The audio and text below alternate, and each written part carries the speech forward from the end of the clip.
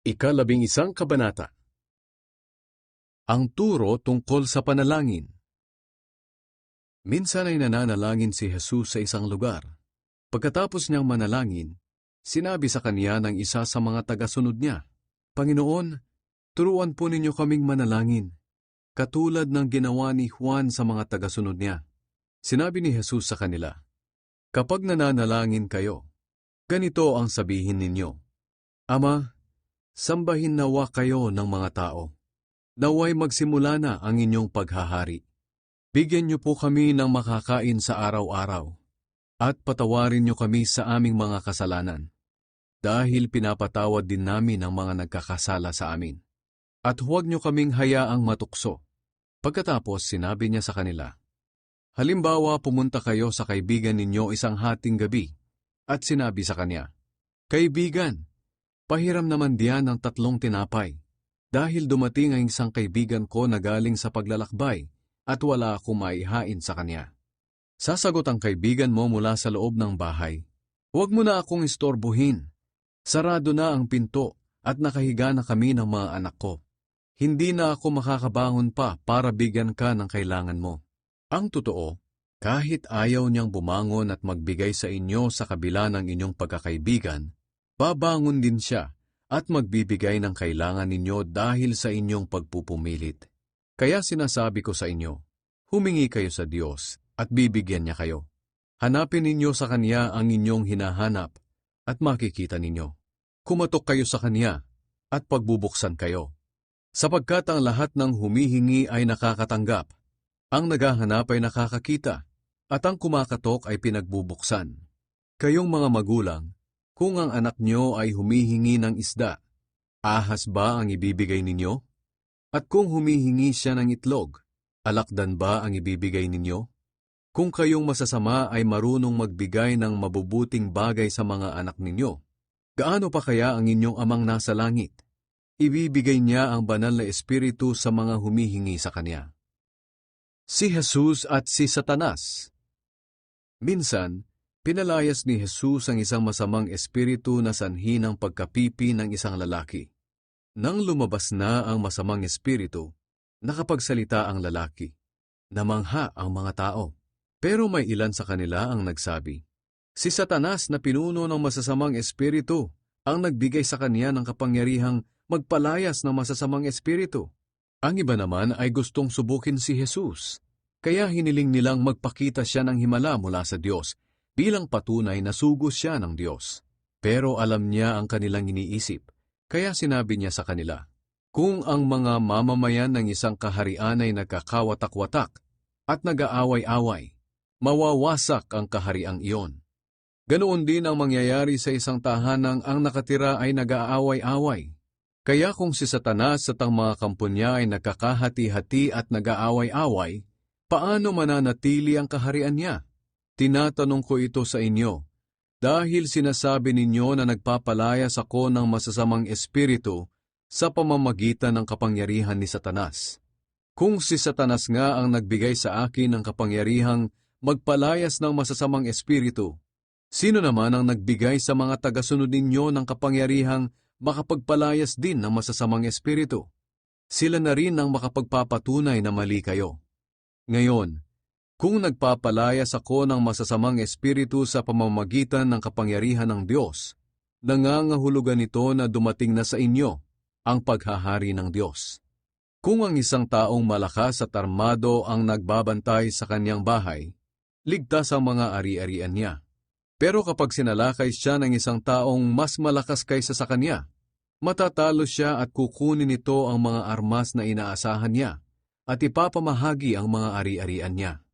Ang hindi kumakampi sa akin ay laban sa akin, at ang hindi tumutulong sa pagtitipon ko ay nagkakalat. Ang pagbabalik ng masamang espiritu. Kapag lumabas ang masamang espiritu sa tao, gumagala ito sa mga tuyong lugar para maghanap ng mapagpapahingahan. At kung wala siyang matagpuan, ay iisipin na lang niyang bumalik sa kanyang pinanggalingan.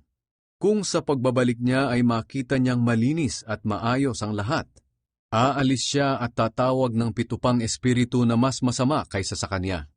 papasok sila sa taong iyon at doon maninirahan. Kaya lalo pang sasama ang kalagayan ng taong iyon kaysa sa dati. Ang tunay na mapalad. Nagsasalita pa si Jesus nang biglang sumigaw ang isang babae sa gitna ng karamihan. Mapalad ang babaeng nagsilang at nagpasuso sa inyo. Pero sumagot si Jesus, higit na mapalad ang mga nakikinig at sumusunod sa salita ng Diyos. Humingi ng himala ang mga tao. Nang lalo pang dumarami ang mga tao, sinabi ni Jesus, napakasama ng henerasyong ito. Humihingi sila ng himala, pero walang ipapakita sa kanila maliban sa himalang katulad ng nangyari kay Jonas. Kung paanong naging palatandaan si Jonas sa mga taga-Ninive, ganoon din ako na anak ng tao sa henerasyong ito.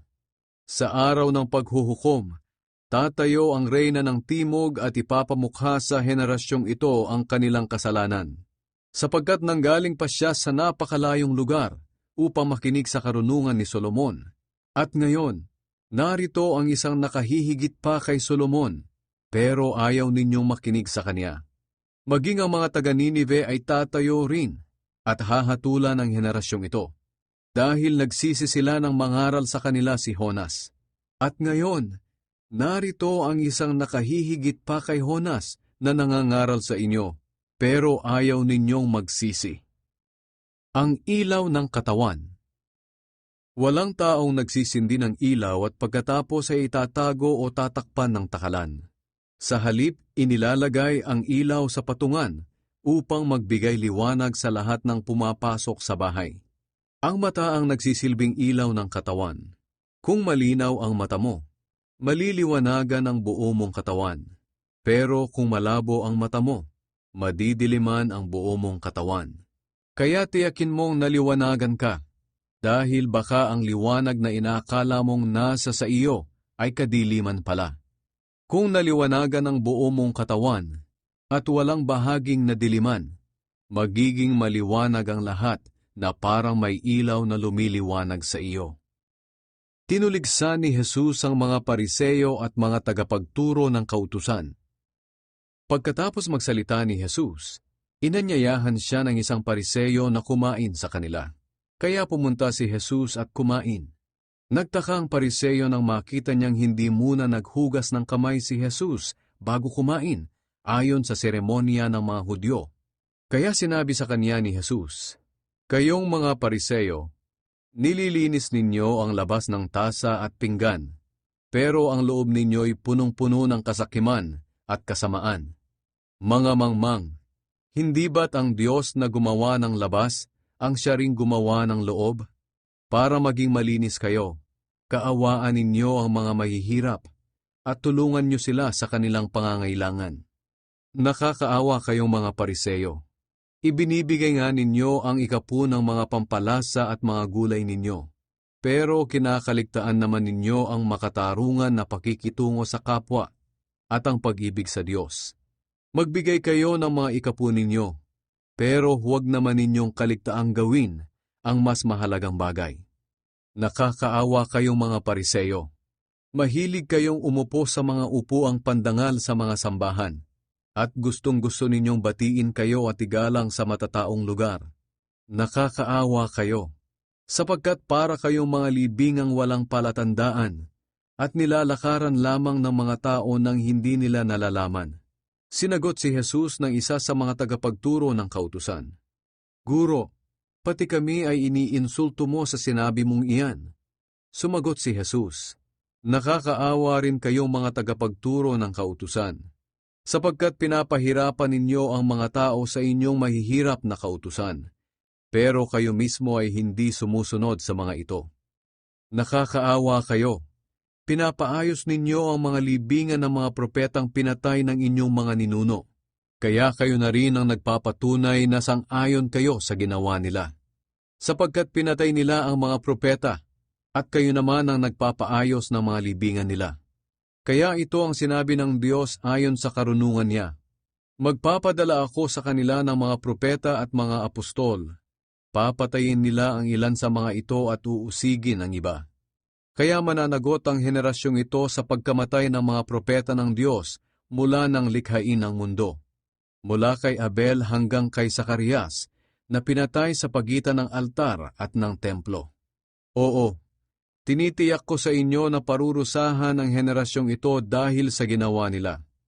Nakakaawa kayong mga tagapagturo ng kautusan, sapagkat kinuha niyo sa mga tao ang susi sa pag-unawa ng katotohanan. Ayaw na nga ninyong sumunod sa katotohanan. Hinahadlangan pa ninyo ang mga gustong sumunod. Umalis si Jesus sa bahay na iyon, at mula noon, matindi na ang pambabatiko sa kanya ng mga Pariseyo at tagapagturo ng kautusan. Pinagtatanong siya tungkol sa maraming bagay, upang siya ay mahuli nila sa kaniyang pananalita.